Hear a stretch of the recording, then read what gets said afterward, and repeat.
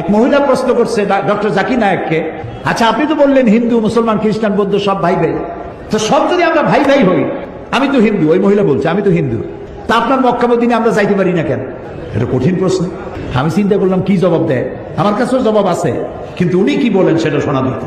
উনি জবাব দিলেন, বোন আপনার বাড়ি কই? কই তো ইন্ডিয়া। জন্মস্থান কোথায়? এখানে। আমার জন্মস্থান এখানে।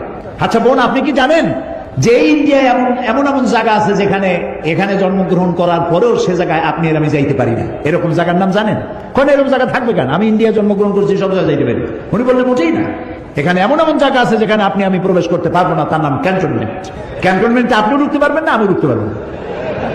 ক্যান্টনমেন্টে ঢুকবে যারা নিরাপত্তার দায়িত্বে, দেশ রক্ষার দায়িত্বে যারা আছে, যে কোনো মুহূর্তে ডাক দিয়ে বলে জান দেওয়ার জন্য, রক্ত দেওয়ার জন্য, জীবন দেওয়ার জন্য ঝাঁপায় পড়বে, সেসব সেনাবাহিনীর জন্যই ক্যান্টনমেন্ট তৈরি করা হবে। ওখানে আপনি আর আমি যাইতে পারবো না। ইসলামের একটা ক্যান্টনমেন্ট আছে, সেটার নাম মক্কা আর মদিনা।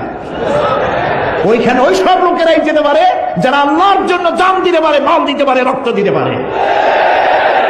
প্রিয় বোন, আপনিও যেতে পারবেন। আপনার পাসপোর্টে একটা ভিসা লাগান, ভিসার নাম লা ইলাহা ইল্লাল্লাহু মুহাম্মাদুর রাসূলুল্লাহ। কালকে আপনি মক্কা মদিনা চলে যান। কি সুন্দর জবাব! আমার খালি দোয়াই আসলো যে আল্লাহ তাআলা কি ব্রেন তুমি তাকে দিয়েছো, সুবহানাল্লাহ।